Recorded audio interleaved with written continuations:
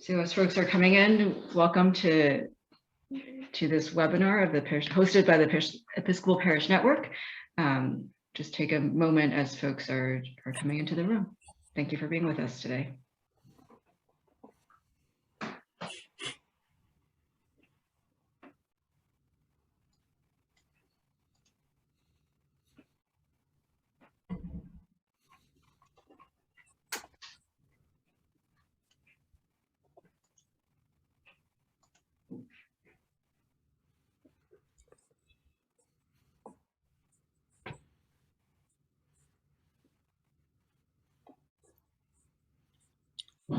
I'm going to go on.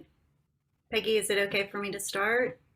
Here, yeah, let me do a quick intro and then you can take it away. So hi everyone, my name is Peggy Lowe. I'm the rector at St. Albans Episcopal Church here in Austin, Texas. I'm also the vice president of the board for the Episcopal Parish Network. I'm really grateful for our partnership with the HeartEdge Network, and I'm so glad to introduce this workshop where they'll talk about reimagining the church and society through the 4C model. Paige, handing it over to you. Thanks, Peggy, for getting us all hooked up. I hear a little bit of reverberation. Is everything okay there? All good. Hi, I'm Paige Fisher, and I am the Associate Rector for Community Life at Trinity Church in Boston. I had the joy of living in London for a few years when the HeartEdge ministry was first beginning, and learned a great deal and was very excited when I came back to Boston to try to implement some of those 4Cs in the community where I was working in Boston. And today we're going to spend some time looking at the history of the HeartEdge movement and kind of its culmination of coming about, and then get a chance to meet with some of our panelists to talk about how those 4Cs are being lived out in their respective locations. But we are very lucky today to have Sam Wells, the Vicar of St. Martin's in London, with us to talk a little bit about the history and to share with us his story and journey. And also, I'm going to let Karen and Josh, who are with us, tell us about where they are so we know who our full panel is. Karen, why don't you start? Hello everyone, my name's Karen Lund. I am currently living and working in the northwest part of England, in Manchester, in the Diocese of Manchester. I am the Archdeacon of Manchester, so I'm one of 3 archdeacons that works in looking at the strategy of the diocese, and so I'll be sharing something about the 4Cs and how they are being implemented here in Manchester. Thank you. Josh? Yeah, I'm Josh Balran. I'm the rector of the other St. Martin's in Charlotte, North Carolina. We've been doing the HeartEdge thing for a few years. Actually, I think we were doing HeartEdge before it was HeartEdge. The Nazareth Manifesto, whenever that book came out, that's when it started. So 6 or 7 years probably. Great. Sam, I'm going to toss the ball over to you for a little bit of background.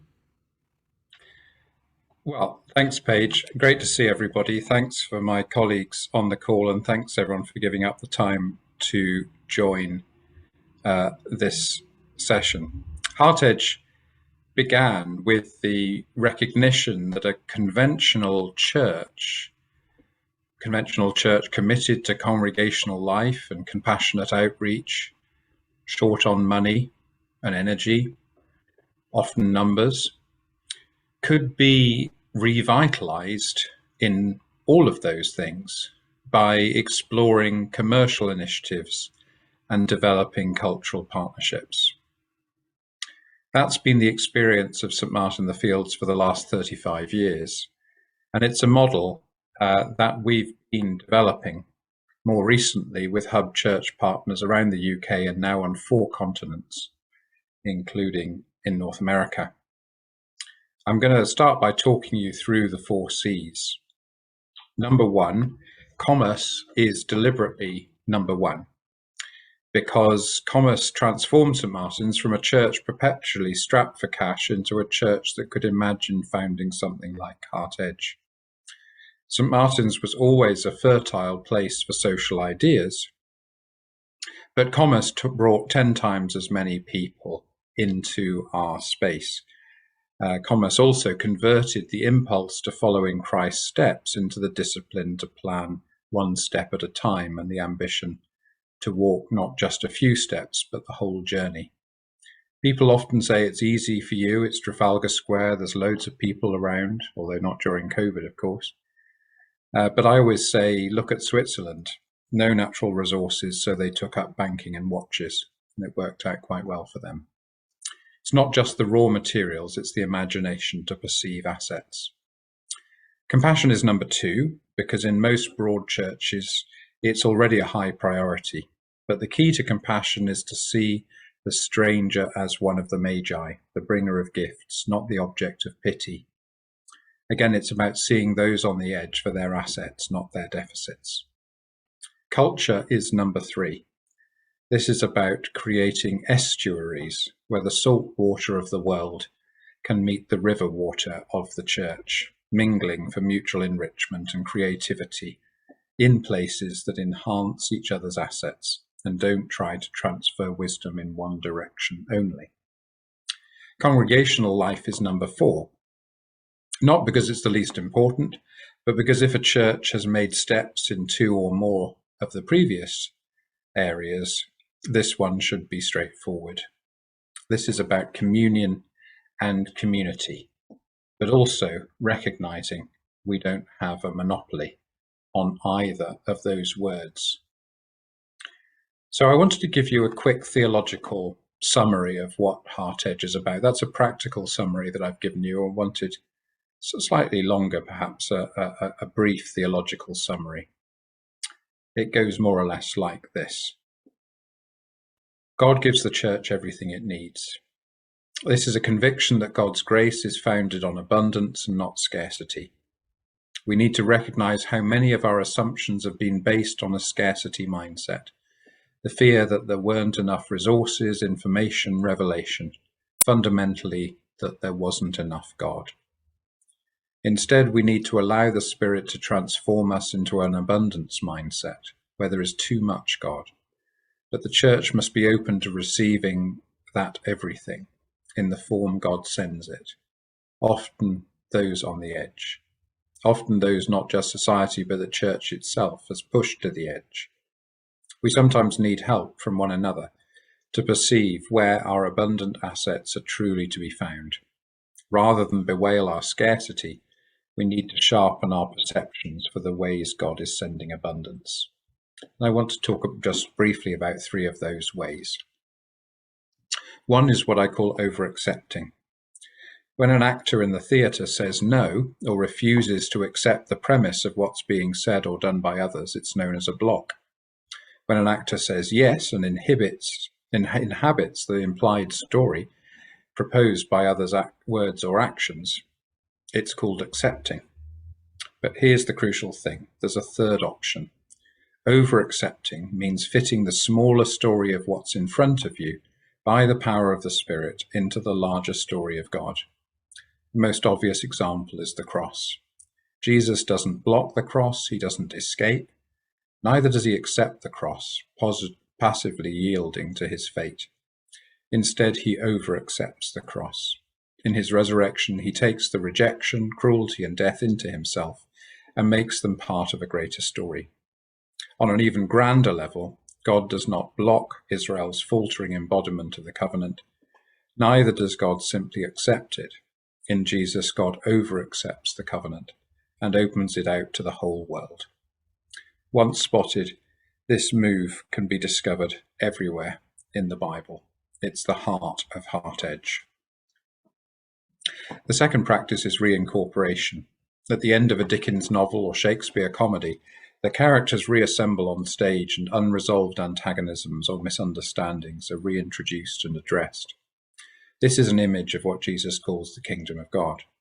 In the kingdom, the neglected, lost and rejected reappear as a gift. Jesus' ministry reassembles the outcast, the scorned and the discarded, and embraces each as a person with a role to play in God's future. At the end of the feeding of the 5,000 story, the disciples collect up 12 baskets of leftover food, an act of reincorporating that anticipates the way in God's kingdom nothing is wasted. Jesus' words, "The stone that the builders rejected has become the head of the corner," outline the way his own reincorporation after rejection by his people heralds manifold forms of subsequent reincorporation of those thought to be outside God's promises. This is the edge of HeartEdge. And then just one more way. Of course, there are several, but I thought there was only time for 3. The third way the Spirit transforms us is by cultivating our assets rather than highlighting our deficits. This requires a re-narration of the whole gospel. The reason for creation is that God longed to be with us in Christ. The universe was created for God to be with us in Christ. Christ came not in response to our scarcity, sin, but in accord with God's abundance, grace. Incarnation is thus prior to creation, not a response to the fall. Christ did not rob us of our identity and demand we come to him. He took on our identity and came to us. Thus, the gospel is not about how we can turn people away from sin so that a goodly number will avoid eternal hell. Instead, it's about how we can imagine the life of heaven as being with God, one another, and the renewed creation. The term for that is living God's future now. The problem with the contemporary church is that it's set up to achieve a goal, hell avoidance, that the broad church long ago ceased to believe is consistent with the character of God. We need to focus on a different goal, living now the life we anticipate we shall live with God forever. This is the joy of HeartEdge.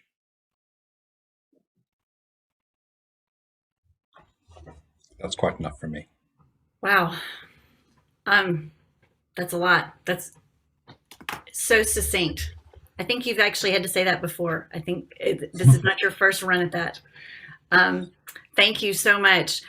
I hate to push you just a little more can you say just a little bit about St. Martin's though? Because I think one of the things that I love about the story is that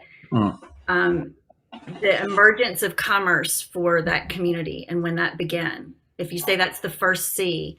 I guess, I mean, the simplest thing is to say over-accepting, as I've just described it, is the story of the last 100 years at St. Martin's. So the first problem that we had when conscription came about, which was about 1915, 1916, because we're right next to the Charing Cross station where soldiers went to France, to the trenches, the church was crammed with people spending the night before they went possibly to their deaths. And Dick Shepherd, my predecessor, turned a blind eye to not only them spending the night in the church, but who they spent the night with, which would be quite radical even today, I think.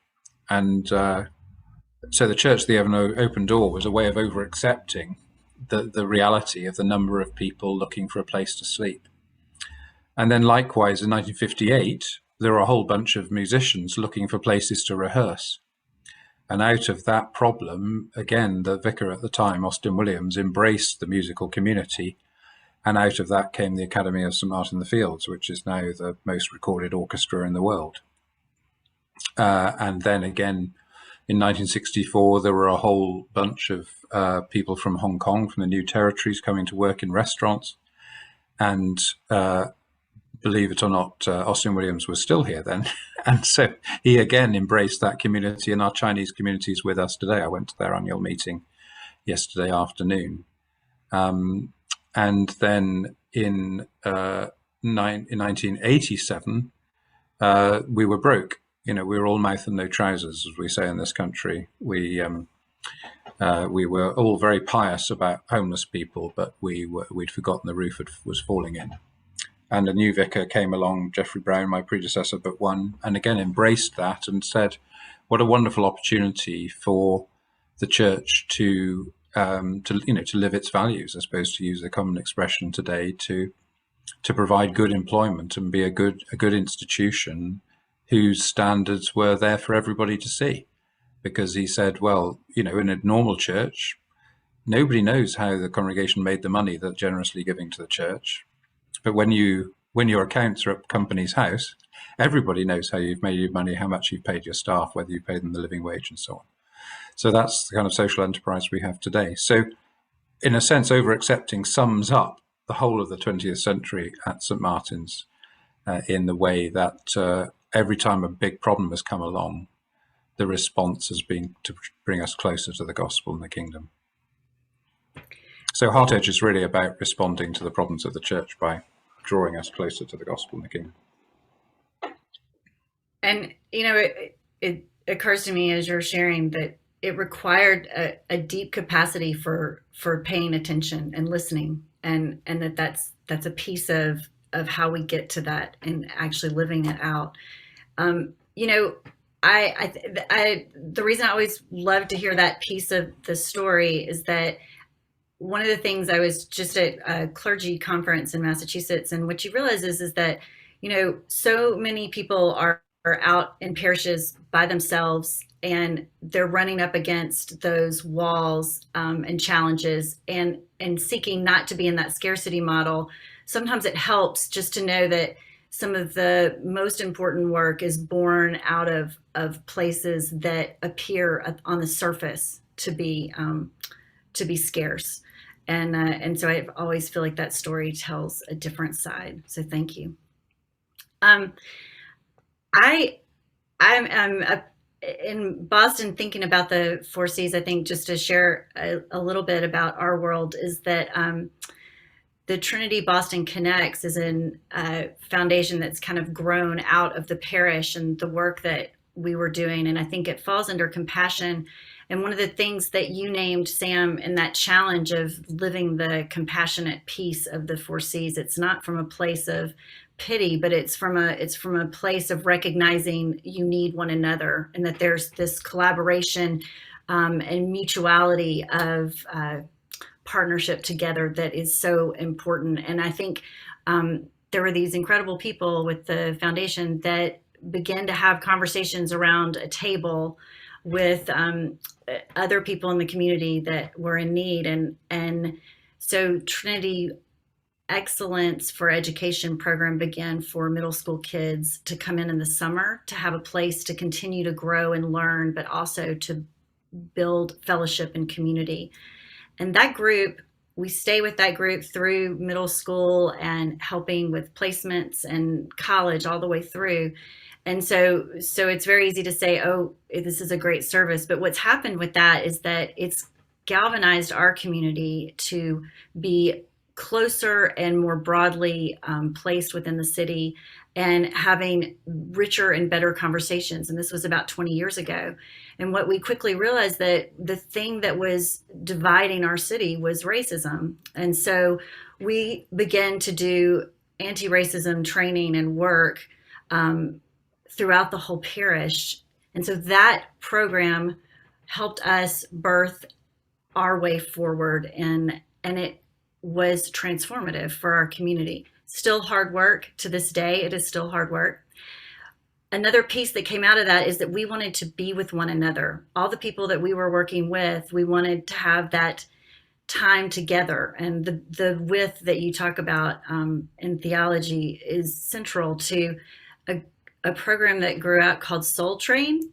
And we realized that there was a lack of exercise and movement among not just the young people, but also the teachers and also our community. And so we began running together. And there is there's an incredible running half marathon that some people do, but mostly people do this 5K that everybody works towards and trains. And it's created fellowship. And it's created connection across varied communities. And it's been an important part of our life in the church. And so it's one of the ways that I feel like we've been able to embody one of the 4 C's. And I'll share that one for now. And I want to invite Josh, who has been doing this work, as he said, since the very minute he read Nazareth Manifesto. Sam, when did Nazareth Manifesto come out? 2015. Okay, so that was the second year I was at St. Martin's here in Charlotte. And the preface to that book is a sermon, a Christmas sermon, where he really lays out the be with model. And I began to talk about that, and it was being adopted by some of our lay leaders here. And one of my mentors, when we were talking about institutional change, he sort of talked about it, and I summed it up as, oh, it sounds like you need to be patient. And he said, no, you need to be impatient about one thing for a long time. And that I decided to be impatient about be with. And so I just started talking about it. I mean, even yesterday I had to preach, because we had an emergency where our scheduled preacher couldn't show. And so I preached Revelation 21, and it was like, just be with, God, this is the plan. God is going to be with us. So I started on that, and we really, the first C we tackled was around our compassion work, where we introduced the be with model, as opposed to the sort of patronage model of check writing. So starting to understand and learn the names of the people that sleep on the grounds and get to know them. We called it friendship without fixing. So just starting to understand that we can't just be writing checks. We need to be befriending folks and then find out what gifts are on offer in the relationship. So we started with that, and it took a few years to move the ministerial culture around. But then we read A Future That's Bigger Than the Past. Sam is far too humble to plug his book, so I'll do it for him. This book, A Future That's Bigger Than the Past, guys, you read this book. It is the, I think, best comprehensive vision of parish ministry. It's theologically rich, needs to be read. You just goes through those 4 C's in a really great manner. So we looked at, we just started adopting these, and then of course the pandemic happened, and it provided lots of opportunities for us to do this. So we had to close our preschool after 70 years of business. And a few months after the closure of that, some people had heard about us and said, hey, we've got this idea, and they call it the Mothership. It's a kind of a Montessori-based preschool. And they now rent space from us. So before we were supporting a preschool to the tune of about $15,000 a year, and now we're actually charging rent and getting about $40,000 a year in rent. So it's been really beneficial for us, and allowing us to pursue new lines of income that's not just about tithes.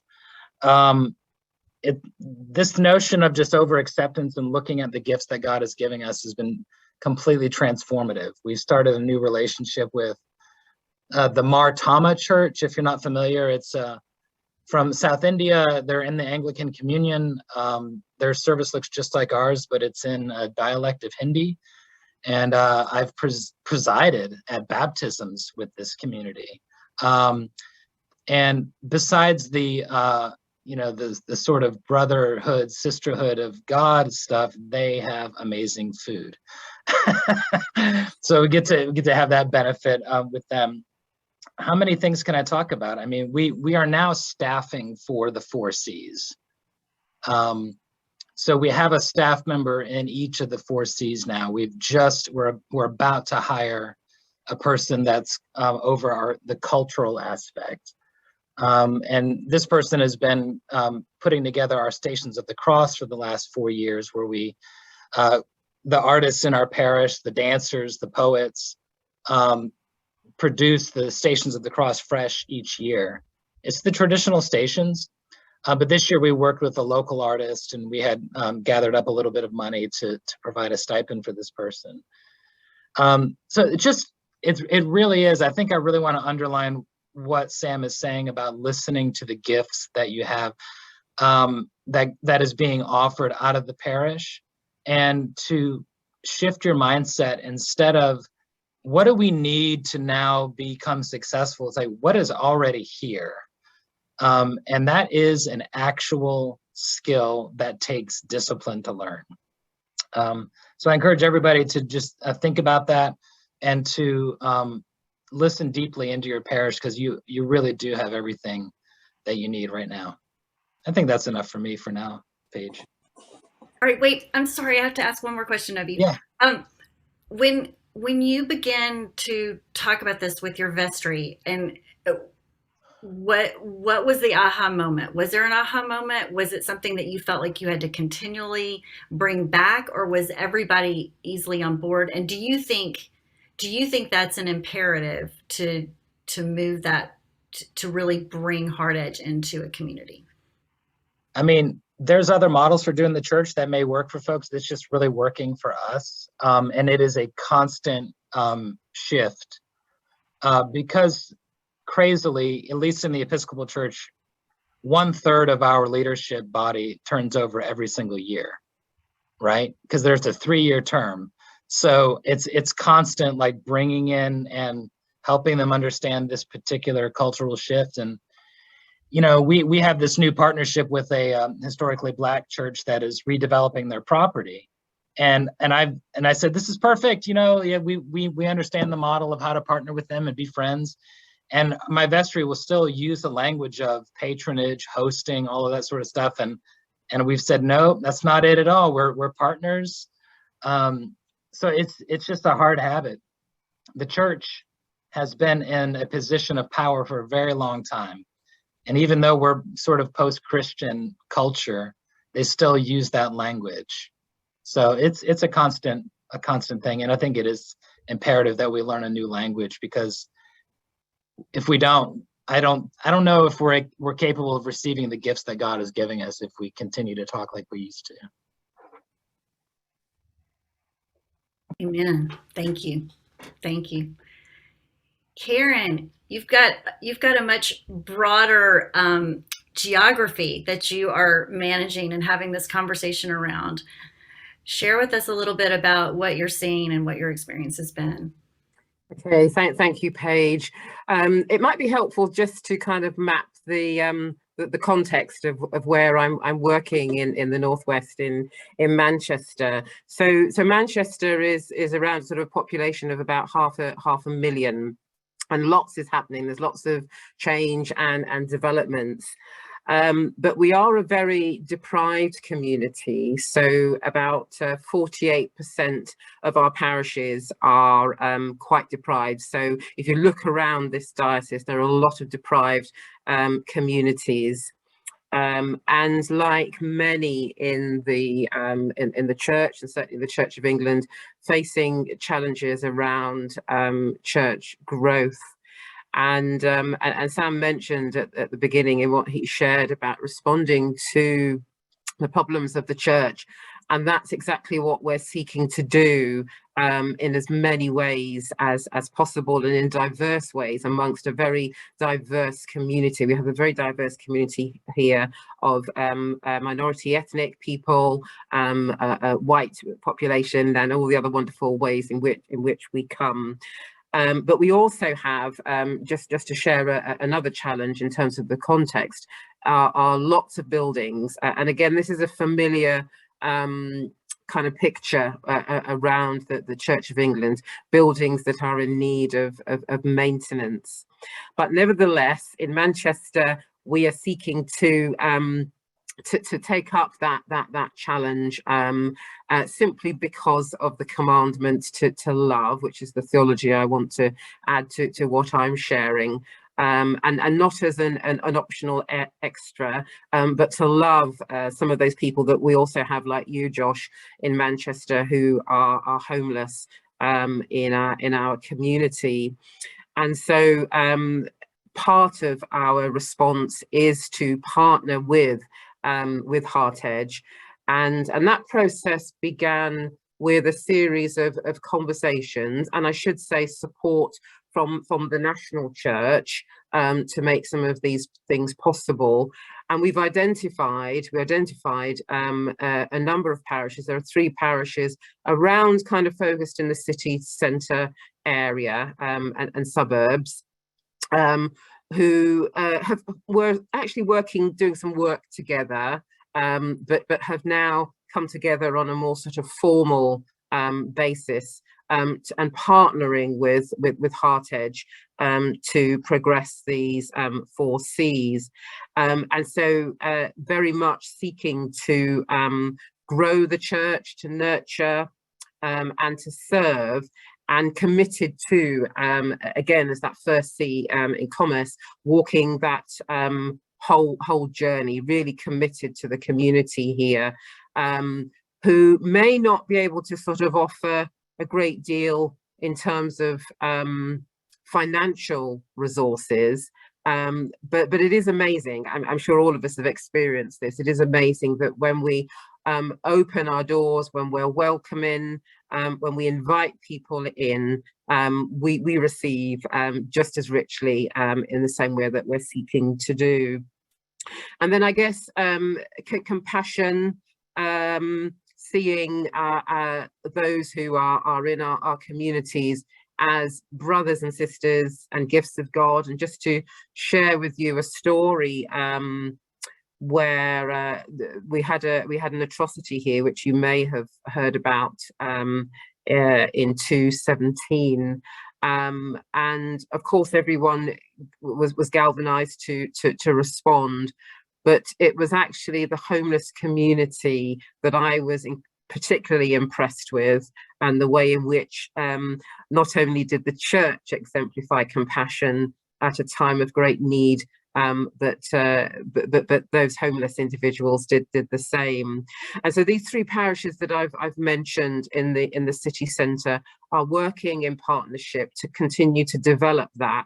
And some of it will have to happen. I'm going to sort of jump to the Congregational Life, which was the 4th one that Sam shared with us, by working and looking at creative ways of doing mission, creating ways of reaching out, working and developing on the particular gifts and skills that are there. And so some of the parishes are focusing on music, and using very much the HeartEdge model of trying to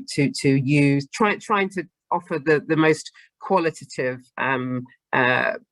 gifts that we can, which is not always possible in all our communities, but I know that that's part of the program for our communities here, our HeartEdge communities.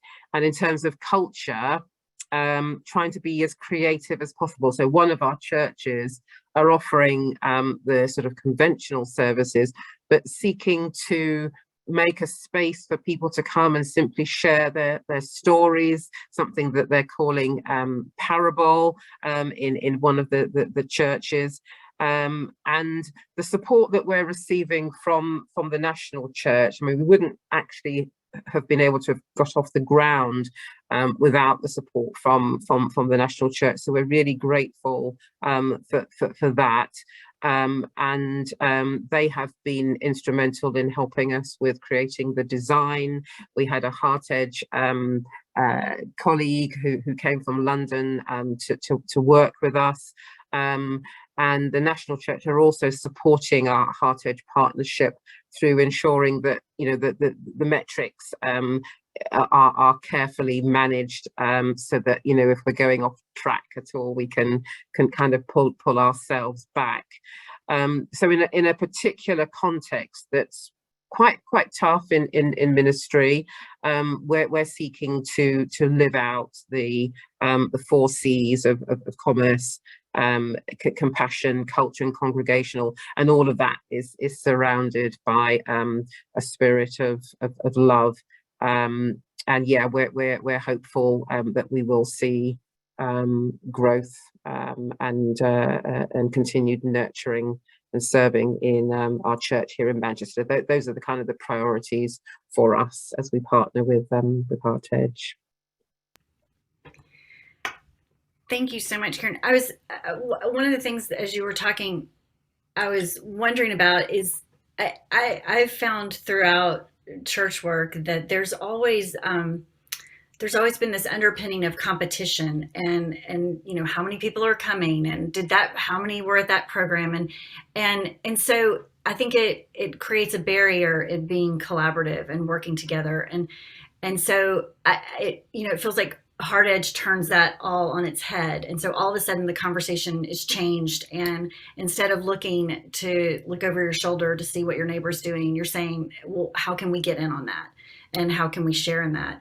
And I'm wondering if it sounds like you're already having that experience, but are you finding that more doors are opening, more opportunities are opening because the very foundation of the conversation is different?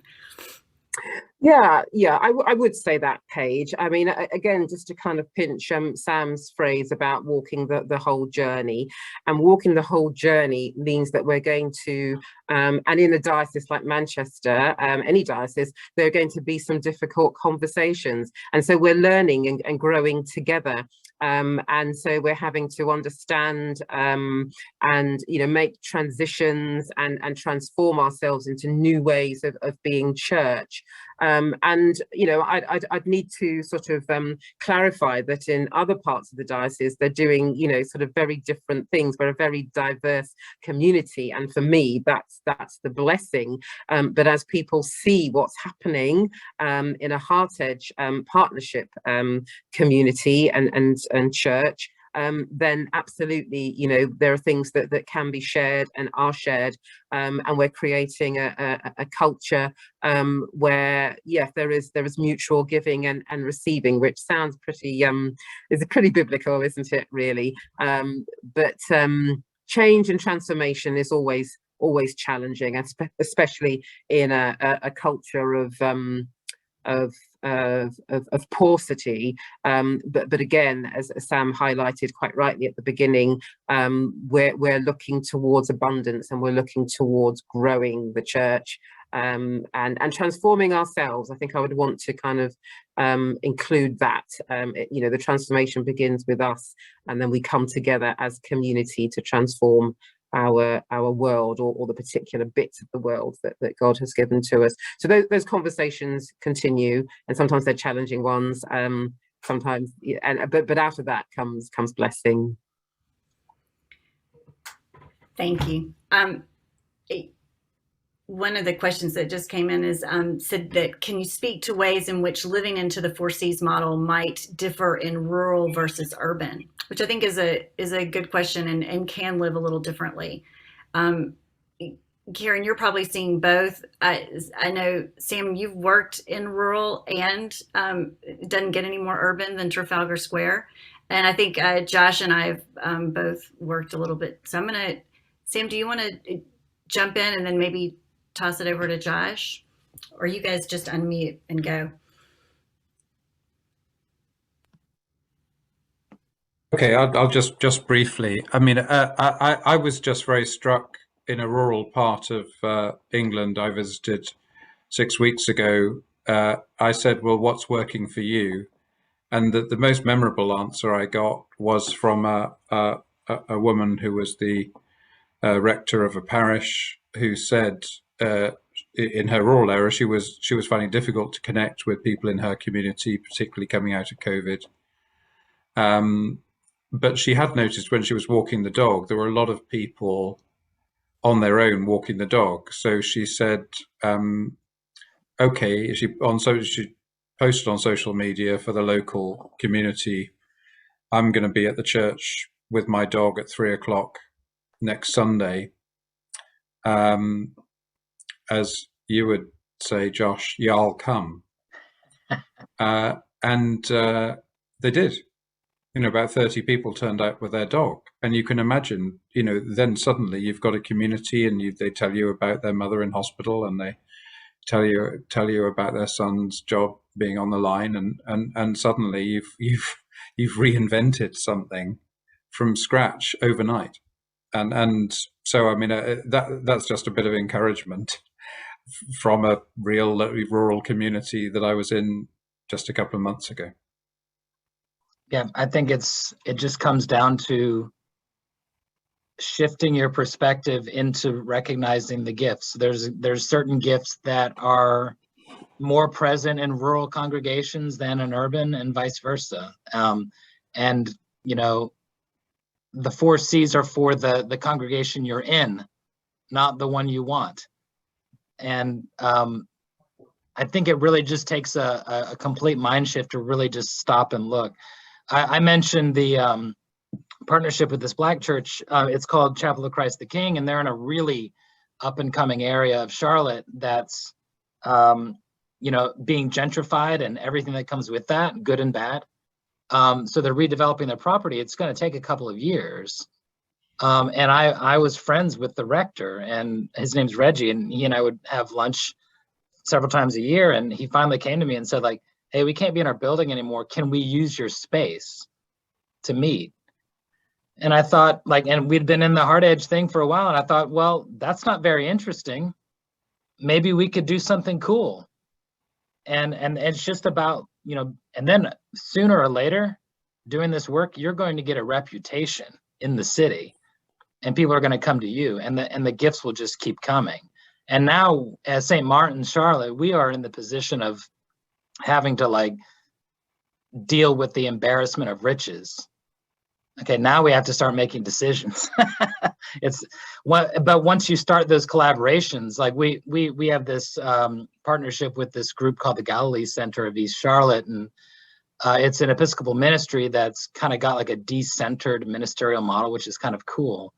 Well, the Boy Scout troop that partners with us is now going to be building picnic tables for them.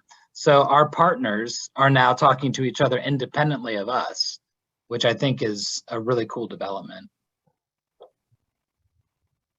I mean, I think you really named the humbler piece, right? Of being humble enough to be open to the possibility. And let's just be honest, dogs and animals, particularly in the last 2 years, I think we have all registered that they are deeply rooted and connected to our connection with the spirit. So, I mean, sheer genius of saying, let's just gather. Karen, I think you're unmuted. You're about to speak. I will be quiet. Just a short offering contribution. I mean, the rural parishes and urban parishes perhaps are separated by necessity by virtue of their location. So often, rural parishes are a bit sort of spread out in terms of the geography, and so there are some differences in terms of how mission is carried out, but the 4 C's are very universal, aren't they? And I am in a very urban context, and what I've shared with you comes out of the urban experience. But the rural parish, I have had experience in other places, and I think one of the gifts in a rural context is that sort of close-knit community that often exists, not always, but quite often is my experience. And even though that might be sort of the opposite of what we might find in an urban community, I think the leveler is that these are all values that every Christian community aspires to, and maybe to mention the C word. There are some things in life that we experience that are real levelers. And I kind of rejoice in the blessings that have come out of this tough experience that to some extent we're still in. And I think both rural and urban communities have kind of come to almost a meeting place, a meeting point of realizing that these are 4 areas in which we desperately want to see expanded, and we desperately want to see growing in our churches wherever, whichever part of the country we're in. So there's lots of potential and much abundance in both communities, I think. Well, and I appreciate you naming that the 4 C's, they translate across into whatever area you're in and whatever size and scope. But you also touched a little bit on the naming of the pandemic we've been in and how it has catapulted us towards things that maybe the church was not ever going to do. I know people have been asking for years why we couldn't figure out a way to live stream. And then all of a sudden it was our only choice. We had to adapt, we had to change. And so, I mean, one of the things I'd like to see if you would reflect on a little bit, each of you, is to talk about, do you think how the pandemic has has been galvanizing in this work. You know, often big historical moments, they say, you know, it's the perfect storm of things coming together for the change to happen. And I think there's part of me that HeartEdge was coming along and the word was getting out. But once that pandemic hit, it seems like HeartEdge kind of exploded because the idea became so central and so relevant and important. And I'm wondering if you guys would speak to that a little bit, if that was your experience. Well, we used to say around here a lot that we should never waste a good crisis. So when I saw that it was going to be a little more than 2 weeks, probably about 6 months in, that's when I decided to make some like kind of top-down changes. Like, we had been discerning about our 27 different ministries. That's not an exaggeration. 27 different ministries, that we would focus them down to 2. And so part of our racial conversation was around like, what's the greatest indicator of like racial inequality in Charlotte? And it was affordable housing. So we focused on affordable housing, and then this ministry I've mentioned called the Galilee Center. And the Galilee Center, if you ask any parishioner here, they'll say that is the focus of our Be With ministry, just because of all the refugees that stopped there, and it's their main ministry.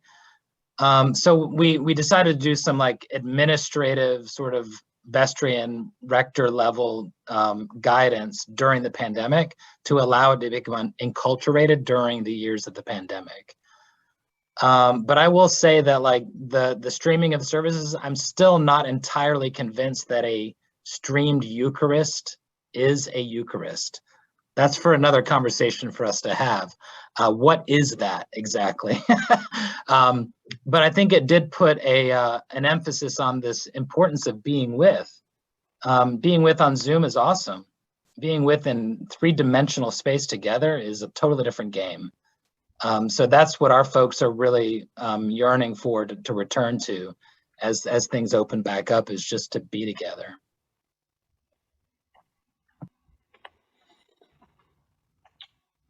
Shall I come in, Paige? I've been on for a while. Just because I'd partly motivated by Lisa's question in the chat about evangelism. So I think the three big things that happened to us through COVID. Number one was we created the Being With course.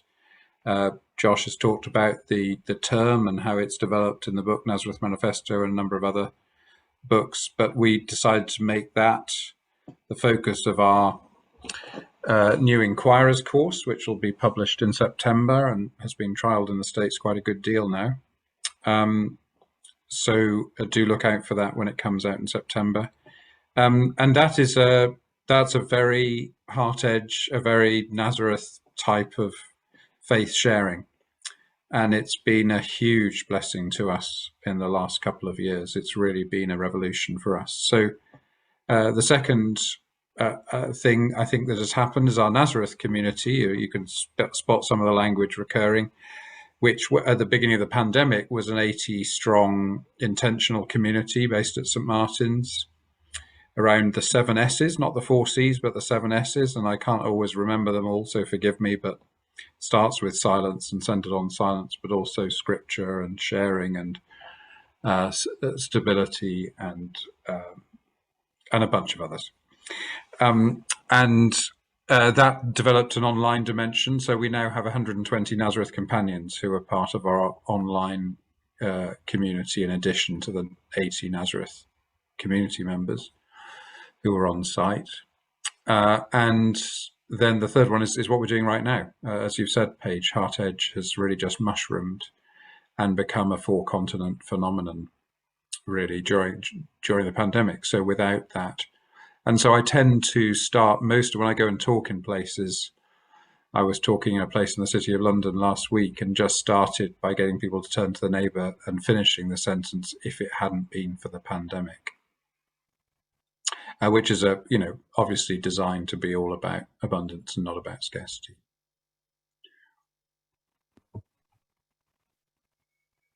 Thank you. Go ahead, Karen. So perhaps I'll just share something about the kind of process really, and the pandemic, because at the point that the pandemic arrived, one of our churches in the partnership with HeartEdge was in the process of actually doing some structural building changes, and so all of that came to a halt, of course. But I think what it enabled that parish and all of our and the other two HeartEdge parishes in my archdeaconry to do was to develop that sort of expansionist program, that program of abundance.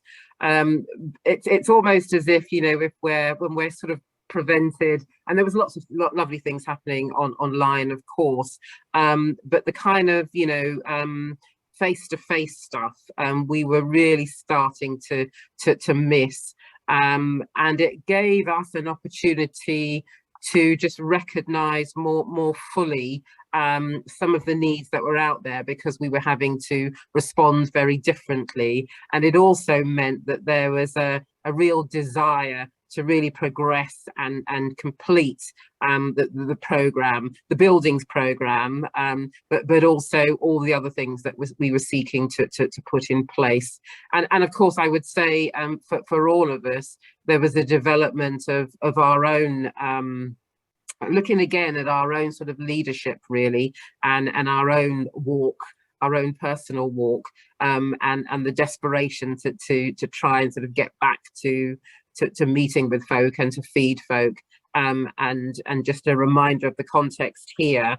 You know, we don't have to go very far to see the poverty in this part of the world, and so to be able to complete a physical building where people can come in and begin to work and live out the 4 C's became, you know, a real imperative, and it did happen. And in other parishes there's sort of lovely sacred music, in others there's more sort of contemporary style music, so it's a real diversity and cross-section of offerings to the community. And I think the pandemic slowed it down initially, but exacerbated the pace ultimately, both in heart and in the physicality way as well. There's no question that it brought so many things into focus and helped us understand what was the most important thing, and to turn our energy towards that. Once we got over the shock and panic, then we began the work of reimagining. And I feel like what Phyllis Tickle said once, that the church was in the middle of the next Reformation, and she was a great, funny woman that turned out to be a kind of visionary. And I remember sitting in a basement church one day, and she said, "We're in the middle of the Reformation." She did say the authority of the church was going to be on the internet, and I'm struggling with that. But she was fabulous, and I think about that now, and I think we're in the middle of a Reformation, and when you're in the middle of it, it's hard to pinpoint it. But I think this pandemic probably pulled so much of that into focus, as you guys shared. I know we have other questions, but I am going to take us down to the question from Lisa, because I do think it's one worth some feedback. And Lisa says, how does the aspect of evangelism come into the program, if at all? And is there any pressure, perceived or real, on the participants? Episcopalians are horrible at evangelists, I hear you. But do the parishioners feel they have to try to talk about the church? I have a 16-year-old who didn't want to be confirmed because she said the church was fraudulent, and that we had done really bad things and professed about hell and damnation for so long, and that now we wanted to come back with a new message. And I, you know, I think we moved to a different place, but I don't think she's unique in that perspective. And so I wonder, what does it mean to evangelize with a newer story, maybe is the better way to say that.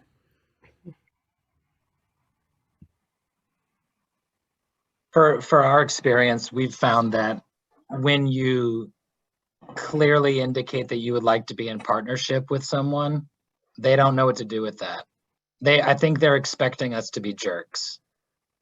And then when we say, hey, we're actually looking for something a little deeper here as we collaborate, that sort of does a lot of the work of easing them and thinking that we're not going to have some sort of like behavioral, strictures on them, and just listening.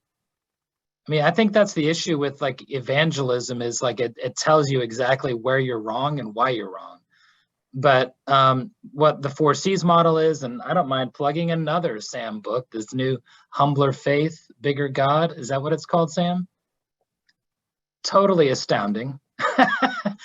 It's sort of his apologetics. I don't know if he would call it that. But the idea of listening for the gifts that were within, because God, the Holy Spirit, is most certainly at work in everyone, including the ones who are ardently against God. So to be in a posture of listening to them, I think really does undo the normal conflict that comes with evangelism. Mm-hmm. I mean, I think here in Manchester, there has been an ongoing program of change and responding to this context, which has meant working with a number of partners.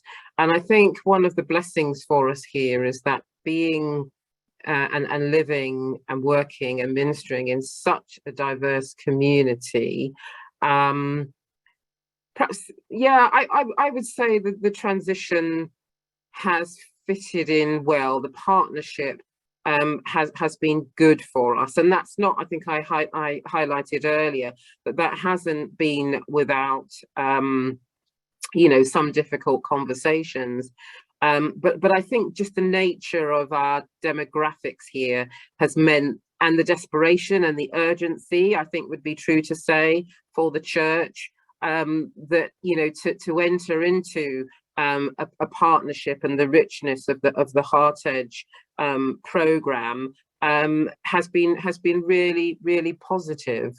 And so for me, evangelism is about sharing stories, and I guess sort of used in that traditional sense of the word.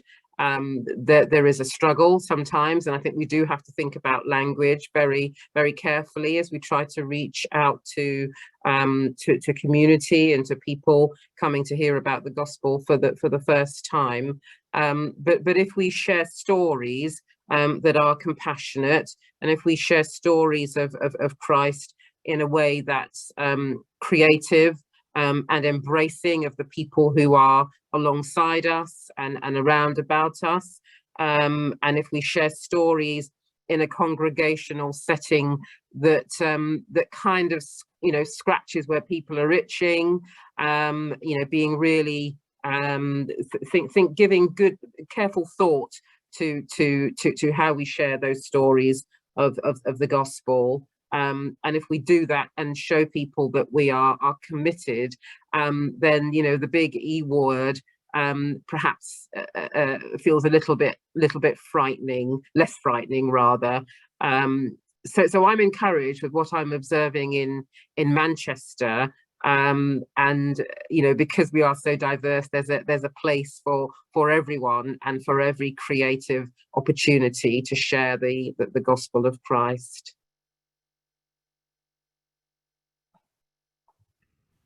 Thank you. I could not have said it better. Sam, do you want to chime in here, and then I promise I'll wrap us up? Okay, well, I'll give another plug for the Being With course, because people have kindly given plugs for other things, especially Josh, so thanks for that. But also to say that little word estuary that I used earlier, I do think that calling forth the gifts of others and making space for the gifts of others, as one or two others have said, is crucial here. And but I also think, I have a sort of theory about the Church of England, that 1948 was the most significant date in the Church of England, because because of the introduction of the welfare state, the church, it took over all the things the church used to do. The state became the church. The church stopped doing interesting things, like education and health, most obviously. Well, the funny thing is, when the church stops doing interesting things, people stop being interested in the church. Isn't that strange? Who would have imagined it? Why would we expect anyone to be interested in us if we stop doing interesting things? The story of St. Martin's is we never got the memo. We never stopped doing interesting things. But those interesting things have, more often than not, been about creating spaces where people can bring their gifts and exchange their gifts in a space together, rather than making ourselves this great provider, whether of welfare or of art or whatever. You gain people's imagination by being interested in them. It's not that difficult, actually. And by appreciating what they've got to bring to the table. So the reason I use the word estuary is if you, for example, open up your building and invite the community to display their art there, and they can sell it there if they want to. The funny thing is, people will come into your building. You don't necessarily even have to take a cut from the art, but you can do, and that will generate some sort of income. You've got to do things that make people interested in you. And it's the kind of complacency that forgets that you have to capture people's imagination. That it's reversing that complacency in some ways where HeartEdge begins. And an invitation into not being that post Christendom, that we're not the only game in town anymore, and so we have to enter in differently. So you're right, you're absolutely right. Thank you so much, everyone, for gathering today. And in the U.S. group, I just want to give a big thanks to the Episcopal Network of Parishes. This is a change from the moving over from the name of SEEP, but they have been partnering with HeartEdge from the very beginning and asking Sam to come and talk, and have continued to offer ways for us to have these, what we're calling transatlantic conversations. So a big shout out and thanks, Peggy, to hosting us and getting us together. And please take a look at HeartEdge on Facebook and heartedge.org. And we can't say enough, this being with when it comes, keep an eye out. I will tell you, people just don't want to quit meeting. Karen and Sam and Josh, thank you so much for being with us today and giving your time, particularly on UK time, and you guys were at dinner hour. So thank you so much. Go in peace. Have a good one.